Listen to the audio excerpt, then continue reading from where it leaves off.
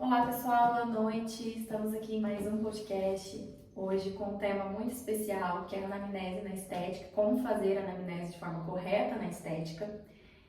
Antes da gente dar início, queria pedir uma gentileza, né? Você que nos acompanha aqui, se puder fazer inscrição no canal e também dar um joinha aí, um like, que o YouTube entende que você gostou do conteúdo, ele vai sempre te direcionar.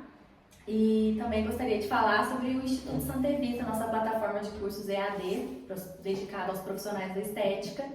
E por isso mesmo a gente trouxe hoje aqui o médico Dr. Daniel Beraldo, que dá aula nessa plataforma, com um tema que muitas vezes é negligenciado por alguns profissionais, que é a anamnese, né? Que é uma avaliação. Então a gente trouxe ele aqui hoje, obrigado pelo convite. Aliás, obrigado por aceitar o convite. Já tem erros aí de gravação.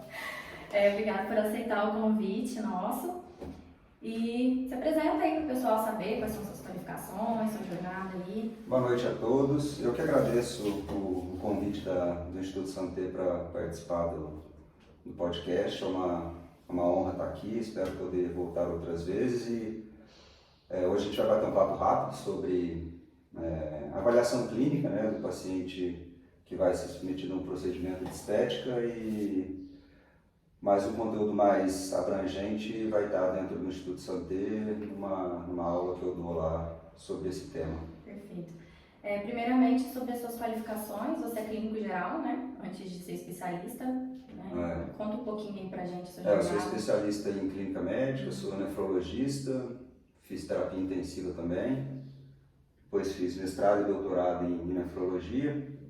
E hoje eu tenho uma clínica de diálise, onde eu cuido de pacientes que têm doença renal crônica, que fazem diálise, e sou coordenador do Serviço de Medicina Interna e de UTI no hospital privado aqui da cidade, faço parte do Centro de Tratamento de Hipertensão Arterial em São Paulo, na Escola Paulista, que é a universidade onde eu fiz as minhas especializações. E parece estranho, né, porque falar de estética aqui não é um negócio que faz parte das minhas especialidades, mas a avaliação clínica sim. Terapia intensiva, nefrologia, medicina interna são especialidades que exigem avaliação clínica. A gente precisa conversar muito com familiares, com o paciente, a gente monta um quebra-cabeça diariamente de cada caso, para a partir daí a gente chegar em diagnóstico, conseguir tratar de forma adequada. Então, ao longo da minha vida inteira, desde que eu me formei, eu mexo muito com avaliação clínica e é por isso que eu vou falar um pouquinho sobre isso hoje e no curso, para estar no Instituto. Perfeito, nada melhor que você para falar sobre isso, tá no pior cenário, né? Não querer encontrar com ele, porque ele fica dentro de uma UTI. Mas então, só ver coisas terríveis, né? Então, para evitar que as profissionais se deparem com situações que sejam irreversíveis, né? A gente trouxe você aqui. E um primeiro ponto, acho que básico, o que seria uma anamnese? O nome anamnese vem do grego, ele significa trazer da memória. E é uma metodologia que foi criada nos primórdios da medicina para que se fizesse um interrogatório do paciente. Era uma época em que a gente não tinha muito recurso de diagnóstico, a gente não tinha exames de imagem, não tinha exame complementar, então a conversa com o paciente, entender toda a história, era fundamental para que se descobrisse o que o paciente tinha e que, a partir daí, os médicos conseguissem tratar. Então, na época, era colher história e fazer exame físico. Com esses dois dados, eles tinham que diagnosticar o que tinha de doença conhecida. E da anamnese, desse começo, há muito tempo atrás, essa metodologia que se usava lá começou a evoluir. E hoje é um negócio bastante robusto. A gente, quando aprende a fazer anamnese, passa tempos e tempos nos primeiros anos de faculdade aprendendo. Existe técnica para se fazer, existe um roteiro para se seguir, é tudo muito bem determinado, é tudo muito bem estipulado, não é simplesmente chegar para o paciente e perguntar o que ele tem e dali você vai tirar as informações necessárias. Existe um script para ser seguido e ele é complexo que muitas vezes ele é muito demorado, a depender da idade do paciente, do número de doenças que ele tem. Hoje em dia, a anamnese perdeu um pouco da característica abrangente que ela tinha por causa de tudo que tem em volta da medicina e por causa do tempo que é curto, né? Hoje, para se fazer a anamnese completa do número gigantesco de pacientes que tem normalmente internado em enfermarias, em UTI e tudo mais, não é fácil. Então a anamnese ela foi ganhando subdivisões, mas continua algo fundamental na nossa prática do dia a dia e hoje não só para o médico, né? Todo mundo que presta assistência em saúde, a anamnese ela é fundamental. É importante ressaltar que a gente não está querendo com que o profissional da estética exerça o papel de médico de forma alguma, né? Seria só umas orientações básicas, né? Para o profissional ter cuidado, Sim. né? Na verdade, a anamnese ela não é exclusiva do médico, né? Qualquer conversa que envolva o entendimento de uma história clínica, de uma história de um paciente, ela é uma anamnese.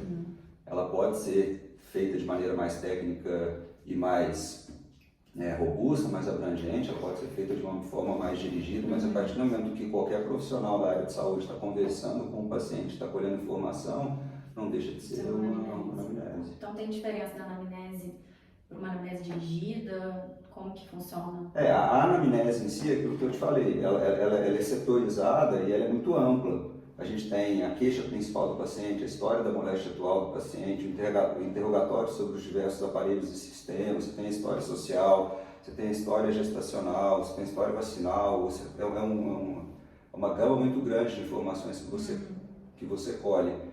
A gente usa, principalmente nos serviços de medicina interna, onde o processo é muito investigativo, você tem que saber de tudo para descobrir doenças raras, é um negócio que eu faço muito aqui no Pouso Alegre, porque as pessoas me encaminham pacientes para tentar dar diagnóstico de doença que ninguém consegue descobrir, mas as anamneses em outras áreas hoje elas são dirigidas, que a gente chama, são anamneses feitas para que você busque informações específicas, né? Você não vai perder, não é perder tempo, você não vai ficar uma hora e meia colhendo uma história que não procede para aquele tipo de atividade, né? Então, fazer uma anamnese completa hoje, ela é raramente feita e ela é feita em alguns setores específicos. Hoje, para cada outro ramo, existem anamneses dirigidas e preparadas para aquela função, para aquela atividade. Então seria o caso da estética, você acha? Com certeza. Que não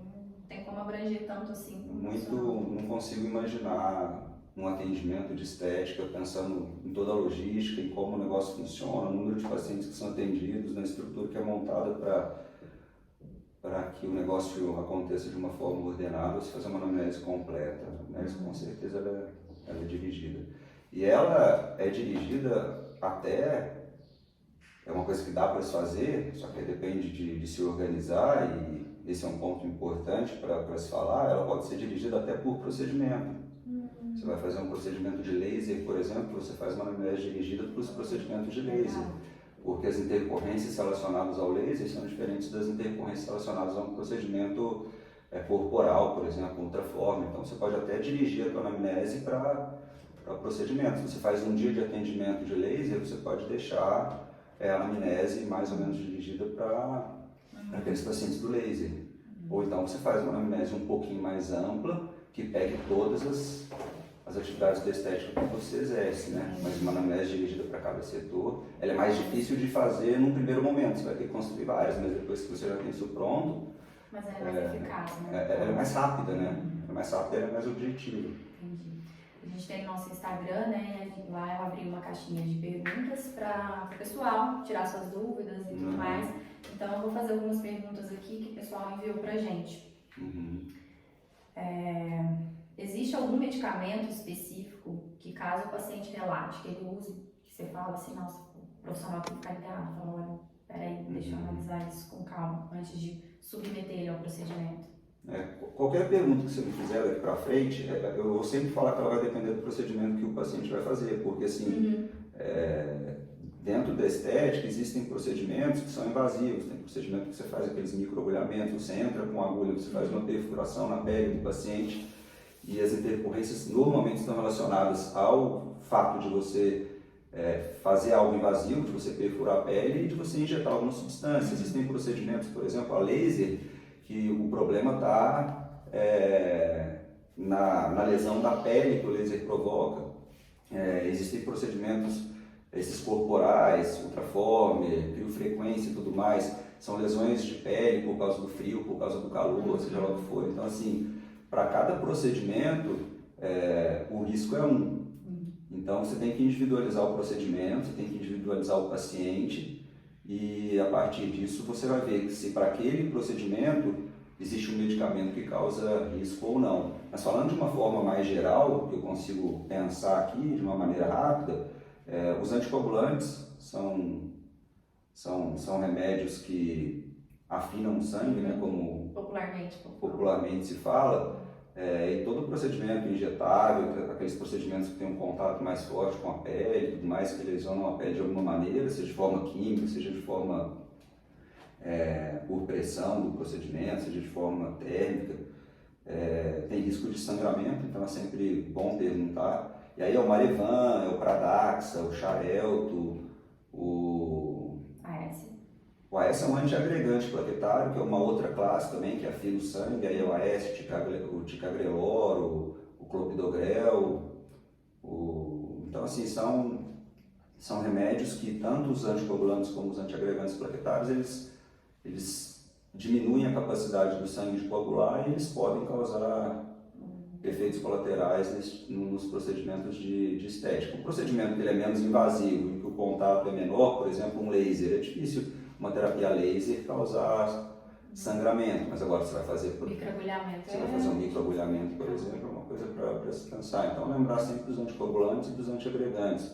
E falando dos nomes comerciais aqui para ficar mais fácil para quem usa lembrar, dos anticoagulantes Xarelto, Pradaxa, Marevan, tem o Alixiana, tem dos antiagregantes AS, Ticagrelor, Clopidogrel. São esses, existem alguns outros aí que agora me fugiram. Mas falou que faz uso de algum anticoagulante? O problema é que às vezes as pessoas não sabem, tomam e não sabem o que é. E daí a importância do profissional perguntar que remédio faz uso. Muitas vezes o profissional pergunta, você toma algum remédio que afina sangue? Você toma algum remédio? Eles falam que não, só que antigamente o que você tinha era Marevan e AS. Antiagregante era o AS e Marevan era o anticoagulante. Então era mais ou menos fácil. Os pacientes e os familiares sabiam, ele toma AS, ele toma Marevan. Hoje em dia, como já existem esses outros e os nomes são parecidos e complicados, às vezes nem o paciente sabe. Ele toma, você pega um senhor de idade, uma senhora de idade com 70, 75 anos, toma 11, 12 remédios e pergunta para ele, passa desapercebido, ele nem sabe. Às vezes ele toma Xarelto, por exemplo, ele não sabe que é um anticoagulante.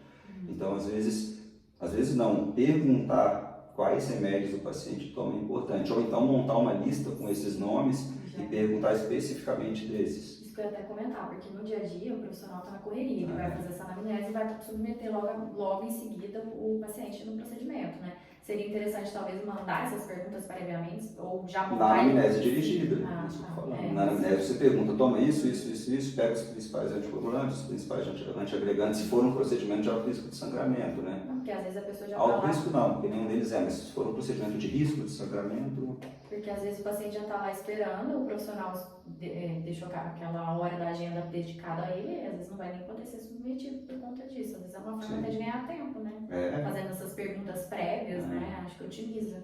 E mais do que ganhar tempo, a anamnese, além da anamnese te dar informações, qual é a ideia da anamnese na estética? Eu acabei não falando isso.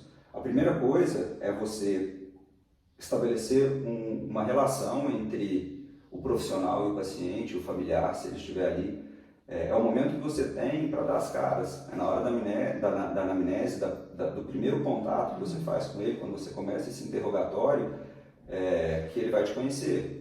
E é ali que ele vai te analisar. A forma como você conduz isso aí é fundamental para que ele ganhe ou não confiança em você. Então, além da questão técnica da anamnese, de você conhecer o paciente, de você avaliar os riscos que o procedimento vai ter, Muitas vezes você perde um paciente porque você não faz uma anamnese adequada. Às vezes você é grosseiro, às vezes você é muito rápido, às vezes você não olha para ele do jeito que tem que olhar, ele está tentando pegar a tua atenção, você está fazendo 1 milhão de outras coisas e não está dando a atenção devida ao paciente.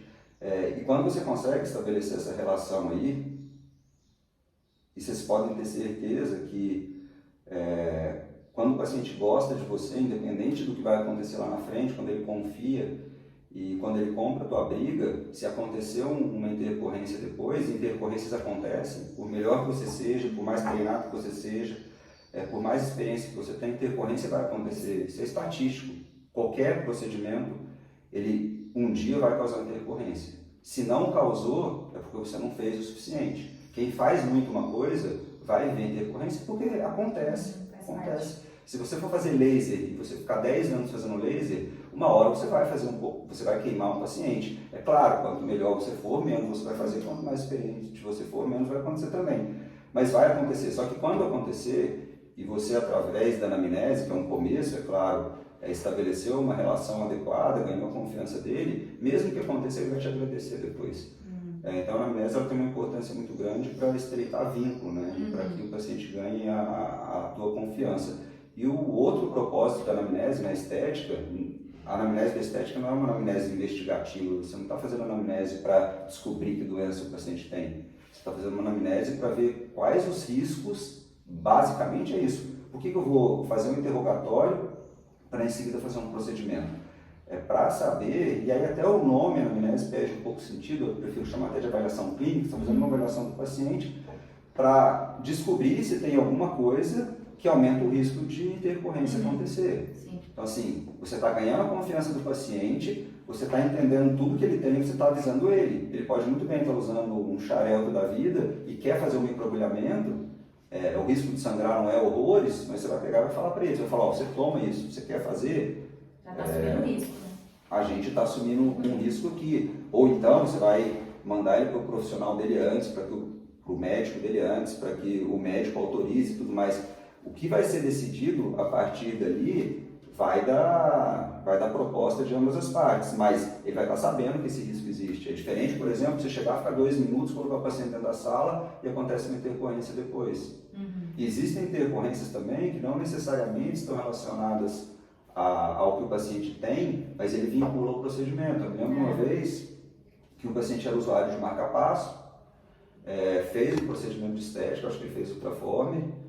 Na noite que ele fez o procedimento, ela, né, no caso, era uma paciente de sexo feminino, ela começou a passar mal, começou a ter hipotensão arterial e tudo mais. A primeira coisa que o paciente pensa é que tem relação com o procedimento que foi feito. E, na verdade, não tinha nada a ver, ela tinha 1 milhão de outras comorbidades e era um problema relacionado à parte cardiológica dela. Mas, se não é bem conversado antes... Já associa, né? Já associa e quem se lasca é sempre o último que meteu a mão, né? A gente já teve caso aqui também de relatos de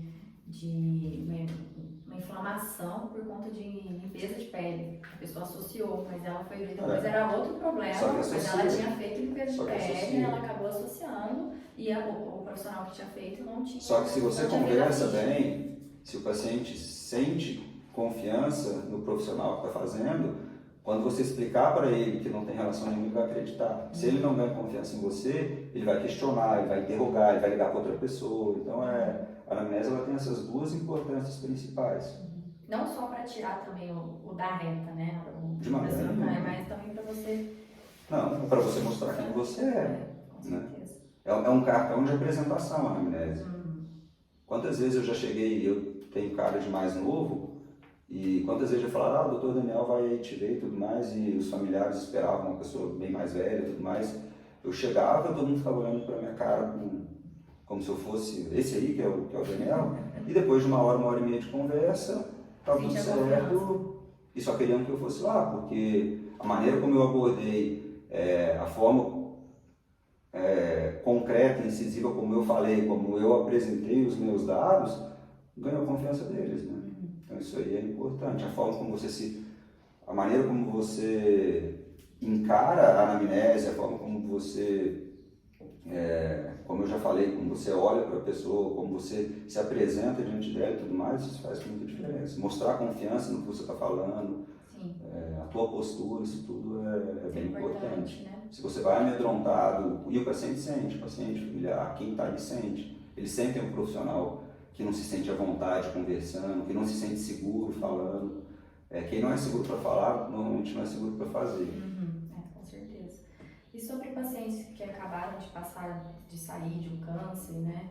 Que a gente fala que entrou em remissão, né? É assim que fala o termo, não sei. Eu sinto que elas têm bastante dúvidas em relação a isso, fazer ou não fazer. Ainda mais uma paciente que está querendo, às vezes está com autoestima baixa, quer passar por algum procedimento, mas elas ficam com receio, falam fazer ou não fazer. Isso aí também, repito, depende, como eu falei das medicações, e só voltando nas medicações, eu falei dos antiagregantes e dos anticoagulantes, né, que tem relação com afinar o sangue, mas outros remédios que vale sempre a pena ficar atento são os quimioterápicos, remédios que a gente usa para tratamento das neoplasias. Eu vou comentar isso nessa pergunta que você fez agora.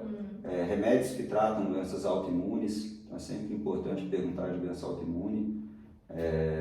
Pacientes que têm lúpus, artrite reumatoide, essas doenças mais diferentes aí, mas que essas sim o paciente sempre sabe que tem, sabe que toma, ao contrário do remédio de afinar o sangue. Porque quem toma remédio que afina o sangue normalmente tem 1 milhão de outros problemas e toma 50 remédios.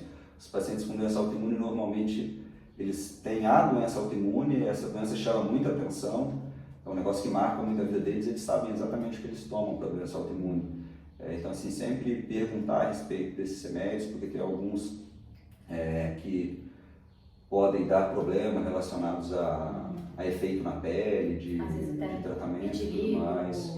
Qualquer outra esqueci. O vitiligo, por exemplo, é uma doença autoimune que, normalmente, o problema do paciente com vitiligo ele não faz tratamento crônico, né? Mas você perguntar sobre a doença autoimune, se ele tem doença autoimune e, além disso, se ele toma remédio para a doença autoimune, é importante. O vitiligo, qualquer coisa que faz agressão na pele pode desencadear, né? Desencadear a atividade da doença. A doença que está ali parada, não fazendo nada, pode desencadear, entre outras doenças autoimunes. Então, saber se tem doença autoimune, a depender do procedimento, claro, e saber quais remédios ele toma, isso é importante também. Remédios de uso para a pele também são remédios tópicos que a gente acha que não tem importância nenhuma, mas só um remédio para a pele é importante o profissional de estética saber também, porque se você está usando alguma coisa para a pele, possivelmente tem algum problema na pele, né? Então é importante que se saiba a respeito também. Desculpa, te cortei. E sobre, você perguntou sobre as neoplasias, né? Pacientes que, normalmente, paciente com doença neoplásica, e é claro, vou falar isso 1000 vezes, depende do procedimento, eles não têm contraindicação para fazer procedimento estético. Pelo contrário, é o que você falou, às vezes até pela questão de autoestima e tudo mais, a depender do procedimento, tem mais que incentivar a fazer. Uma coisa importante é saber, e aí é complicado, seria bom sempre pedir um relatório e uma autorização para o médico oncologista, porque às vezes tem quimioterápico também, se você fazer um procedimento que faz lesão de pele, que pode machucar a pele como laser, existem quimioterápicos que deixam a pele muito sensível a isso, o metotrexato é um deles. O paciente está tratando sarcoma, por exemplo, faz dose muito alta de metotrexato, a pele fica super sensível. O próprio sol machuca muito, então eles recebem orientação de não fazer exposição a nada que machuque muito a pele. Existem também as neoplasias, em que você tem acometimento linfonodal, você tem acometimento de circulação linfática, aí é mais complicado de fazer uma drenagem, mas assim, são casos pontuais. Via de regra, assim, a doença neoplásica não é um impeditivo para se fazer, não. Mas tendo autorização é melhor. É sempre melhor, né, nesses casos, assim, até porque eu consigo falar aqui por conhecer, né, eu sou médico, mas o profissional da estética ele vai ficar inseguro com isso. Então, assim, o que eu acho que não vale a pena acontecer é o profissional simplesmente perguntar: você tem uma neoplasia? E o paciente falar que sim, se eu tenho câncer, tenho, e a partir daí ele contraindicar. Isso não é bom para o profissional que vai deixar de fazer o procedimento, é ruim para o paciente que vai se sentir discriminado de certa forma e vai ficar mal por não poder fazer coisas que outras pessoas fazem no momento em que ele queria, do ponto de vista de autoestima, estar melhor, né? Então, eu acho que sempre tem que se avaliar, individualizar o caso, se necessário pedir autorização para o oncologista volta e faz. Agora, falar que eles não podem fazer, de maneira nenhuma. Mesmo para aqueles pacientes que tomam esses remédios que a gente conversou também, antiagregante, anticoagulante, remédio para doença autoimune, remédio para pele. Na maioria das vezes dá para fazer o procedimento. Se você tiver um pouco mais de cuidado, procedimentos que não causam muito... você vai fazer laser num paciente que toma anticoagulante, não tem problema nenhum, até ultraforme, tudo. É entender o paciente, falar dos possíveis riscos. Você toma anticoagulante, pode ser que fique um sangue um pouquinho, fique equimose, hematomazinho e tudo mais. Agora, contraindicação a fazer, paciente que toma antiagregante hoje, a gente faz cirurgia com o paciente tomando, a gente arranca o rim do paciente com o paciente tomando AS. Então, não vai ser contraindicação absoluta para ele fazer um procedimento, mas é importante saber para que a conversa exista e ele entenda que pode acontecer alguma coisa, entendeu? Você tocou no assunto do marca-passo, é uma dúvida muito grande que as pessoas têm ainda, que tem alguns procedimentos estéticos de equipamentos que podem dar uma certa interferência, né? Ou pode dar algum problema, você sabe? Para quem usa dispositivo implantável, marca-passo, o CDI, que é o cardiodesfibrilador implantável, o ressincronizador, não existe só o marca-passo, existem vários dispositivos, a gente chama de dispositivo implantável, normalmente são os dispositivos que a gente relacionados a problemas cardiológicos. Para procedimento injetável, laser terapia, drenagem, quaisquer um desses daí que não envolve máquina, que não envolve essas tecnologias de ultrassom, tudo não tem problema nenhum, não precisa nem fazer nada porque não tem. Como hoje existem muitas tecnologias com máquinas, e eu até já fiz essas perguntas para profissionais de ritmologia, de alguns aparelhos, como Ultraformer e tudo, eu particularmente não conheço a tecnologia de todos. Se você chegar para uma ritmologista que mexe especificamente com isso, ele também não vai conhecer. Então, nesses casos, é bom sempre quando o paciente, por isso essa pergunta ela é muito pertinente para quando você vai fazer esse tipo de procedimento, perguntar se tem um dispositivo implantável, e se tiver, aí nesse caso eu acho que vale a pena sempre pedir uma orientação para o responsável. E pode ser que o responsável não saiba do aparelho, que você tem até depois que mandar a descrição e tudo mais, com ficha técnica para ele avaliar. Na maioria das vezes não tem problema nenhum. Na maioria das vezes não tem problema absolutamente nenhum, mas como são diversas as tecnologias, e para respaldo do profissional, até para que não aconteça isso que eu conversei, depois ele usa marca-passo, faz o procedimento, passa mal à noite, a culpa é de quem fez, eu acho que vale a pena sim, vai no médico, e eles têm contato com, esses pacientes sempre tem um médico que acompanha essa parte, vai lá, ele autoriza, libera, faz tranquilo, mas a maioria das vezes não contraindica não. Na imensa maioria das vezes, não é contraindicação de maneira nenhuma. Mas vale a pena esse cuidado nesse caso, sim. Você que é um profissional de UTI, né, que vê os piores casos possíveis e imagináveis, você já se deparou com alguma situação decorrente de algum procedimento estético?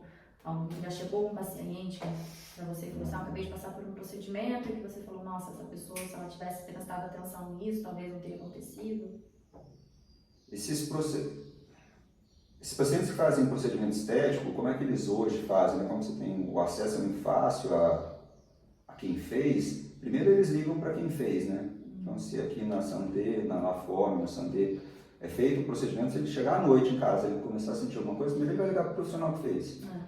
Se é um negócio muito leve, o profissional já está acostumado com esse tipo de reação, por exemplo, fiz um laser e ficou um pouquinho vermelho, um negócio esperado, o profissional provavelmente vai falar para só observar. Do contrário, ele vai se assustar, vai pedir ou para procurar um dermatologista, porque normalmente as reações são cutâneas, ou pedir para ir para um pronto-socorro. Então, o que eu pego com relativa frequência são casos de pacientes que vão para pronto-socorro, pós-procedimento estético, e muito raramente precisam internar ou vão para ambiente de terapia intensiva. O que a gente pega que às vezes assusta o paciente, o botox, por exemplo, às vezes eles fazem ptose palpebral, a pálpebra cai porque o botox, ele, vou falar de uma forma leiga, né? Ele paralisa a musculatura e de vez em quando o produto atinge a musculatura da pálpebra, a pálpebra cai e você faz uma ptose. E os pacientes têm medo de estarem tendo AVC, alguma coisa, então eu já peguei casos de ptose por causa de botox, eu já vi paralisia de grupamentos musculares da face por causa de dispositivos de técnicas injetáveis, às vezes por lesão direta da agulha no nervo, às vezes por causa do produto ali, por ação do produto ali, o nervo nessa região fica disfuncionante, aquele grupamento muscular não funciona direito. Também o pessoal fica com medo de estar tendo AVC, não mexe, né? Não sente, não mexe. Pior é quando não mexe, né? Fica meio dormindo, você mexe, você tem desvio de rima labial, que a gente chama, você na hora que sorri, o sorriso vai só para um lado, você não mexe para o outro lado. Então isso aí, e é um negócio que a televisão e a mídia em geral, ela atenta muito esse sintoma, esse sinal, né, para uma possível manifestação de AVC. Então eles vão para pronto-socorro desesperados. É uma orientação que os médicos têm hoje em dia, como o número de procedimentos em estética é muito grande, toda vez que o paciente chegarem com esse sintoma e que só pega a face, não pega mais nada, sempre perguntar se fez esse procedimento recente e tudo mais. Com os dispositivos injetáveis também, a gente pega às vezes reação alérgica, e as reações às vezes elas são sistêmicas, né? A reação você aplica o produto aqui, mas se você é alérgico ao produto, a tua reação ela acontece no corpo inteiro. Então lesões cutâneas, já vi casos até mais graves de hipotensão arterial relacionada ao processo alérgico, reação pulmonar e tudo mais, de paciente que foi para UTI. Então assim, na primeira vez ia ser muito difícil, né? Porque o paciente nunca foi submetido àquele produto anteriormente, mas para quem é recorrente no uso, sempre perguntar se já teve reação alérgica ao uso de algumas das drogas injetáveis. Já vi muita lesão por causa de laser, né? Queimaduras por causa de laser, às vezes queimaduras mais importantes, assim, que ficam depois marcas, e aí Deus nos acuda para resolver isso aí. Deixa eu ver o que mais que eu já peguei de intercorrência. Inchaço esses procedimentos que tem ou que aumenta muito a temperatura, ou que trabalha com inchaço e vermelhidão na região abdominal, por exemplo, de ficar mais inchado. Eles estão preocupados de poder estar infeccionou porque eu fiz o procedimento, mas na verdade é um processo inflamatório da pele que incha e fica vermelho, mas depois de horas melhor. Mas isso é frequente. Quanto mais fizer, mais vai aparecer. Hoje em dia está um boom, né, de procedimento estético. Então tá aparecendo muito. Não. Nem na face, não? Não, mas eu não peguei até porque eu trabalho no hospital privado, pequeno e tudo mais. Hoje em dia, né, mas se você for pegar um hospital de maior porte, com uma demanda de pronto-socorro maior, com certeza tem. Isso acontece. Isso aí.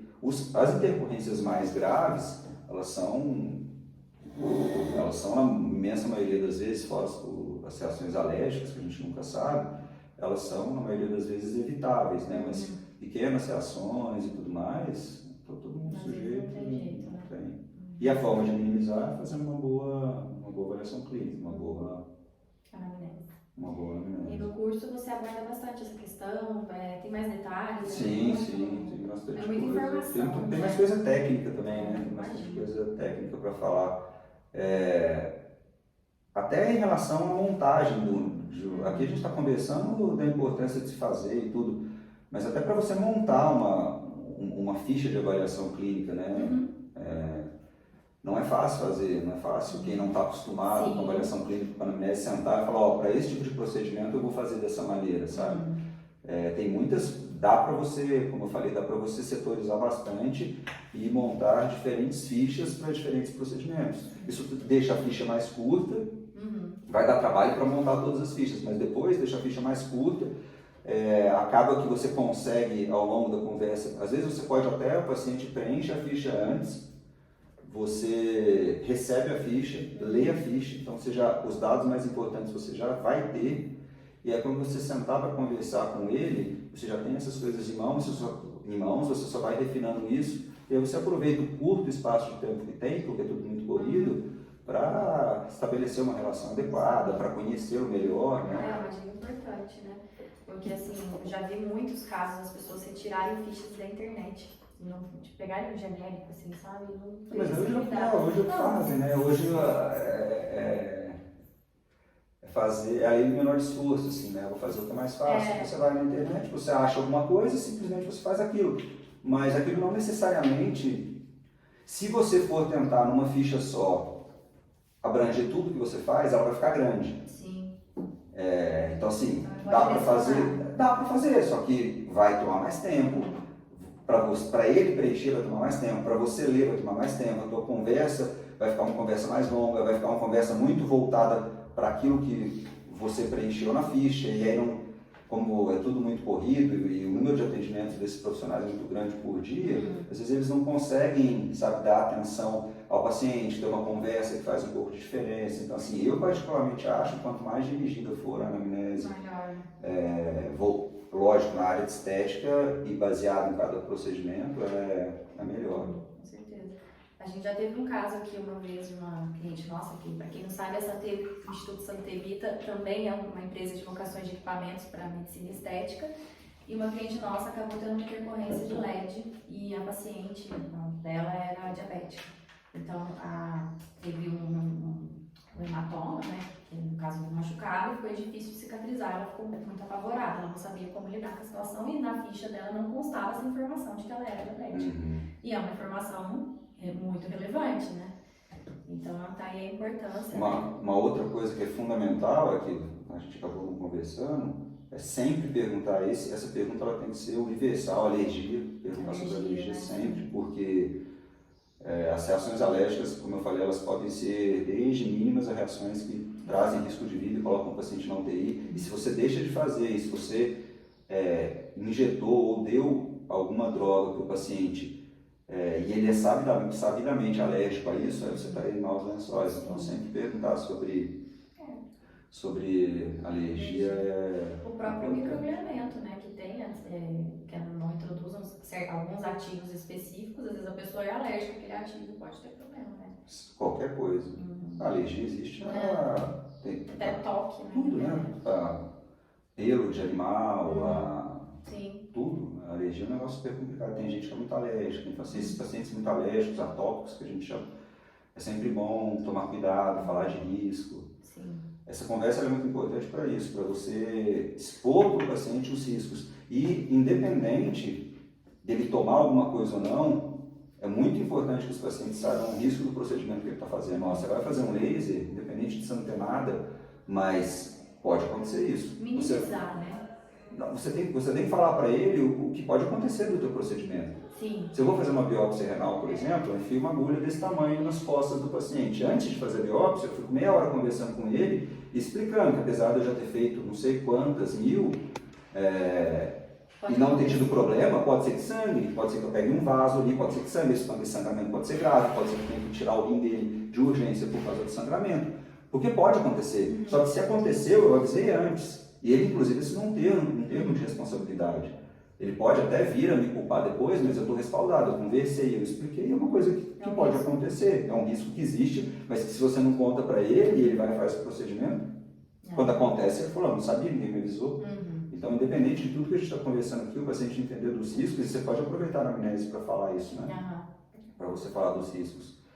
Esse negócio de anamnese, eu estava até lembrando aqui, uma coisa que a gente faz, e quando você pega um paciente que você vai ficar horas e horas conversando, tudo, e que vai voltar para você, e são casos que vão ficar amarrados, às vezes a gente anota na nossa evolução o nome da sobrinha, o nome da tia, o nome do cachorro, a gente deixa isso anotado, porque assim, a gente atende muita gente. Quando o paciente volta, 3 meses depois, o paciente entra na sala e fala, o teu cachorrinho, e a tua tia, o teu cachorrinho chama isso, né? Eles ficam malucos de você lembrar o nome do cachorro, de você lembrar o nome da tia, de você lembrar o nome da avó, do irmão e tudo mais. É uma atenção. É uma atenção, é sinal que lá atrás você escutou o que ele estava falando, você passou a fazer parte da história dele, sabe? E isso aí parece besteira, mas é um negócio que eu escutei lá atrás e que todo mundo que faz sentido e que todo mundo que realmente atende com cuidado do paciente acaba fazendo, sabe? Só para exemplificar o quão importante a anamnese ela é, independente de qualquer coisa. Às vezes ela é mais importante para estabelecer relação médico-paciente, profissional-paciente, do que para dar informação. Você pega um paciente que não tem nada, por exemplo, então vou fazer anamnese. Você faz uma fichinha dele lá fora, ele vai, não, aí você coloca na mesa, vamos ali para a sala. Não, vai, senta, conversa. Às vezes até na própria anamnese ela consegue identificar alguma queixa, que às vezes não é o procedimento que vai fazer, né? Até a contraindicação de um procedimento, né? Às vezes ele veio para fazer um negócio, você na anamnese está conversando, a gente fala alguma coisa que te deixa, não sei se eu vou fazer. Você nota que a pessoa que vai fazer, é muito preocupada, é muito É. isso, é muito aquilo, não sei o que elas falam, vou fazer esse negócio nesse caso, se acontecer alguma coisa eu tô ferrado. Então assim, você vai sentindo um tanto de coisa, né? Tem razão. Nossa, mas tem assunto aqui pra É. a noite inteira, né? Então, hoje foi só umas orientações, né? Foram Sim. super válidas. E é isso, gente. Agradeço muito por ter Eu que vindo aqui agradeço. hoje. E, então, gente, continua seguindo. Semana que vem a gente vai trazer outro tema. Aí também, se vocês tiverem sugestões, críticas, qualquer coisa, é só deixar aqui nos comentários. E se quiser seguir a gente também no Instagram, @Santevita.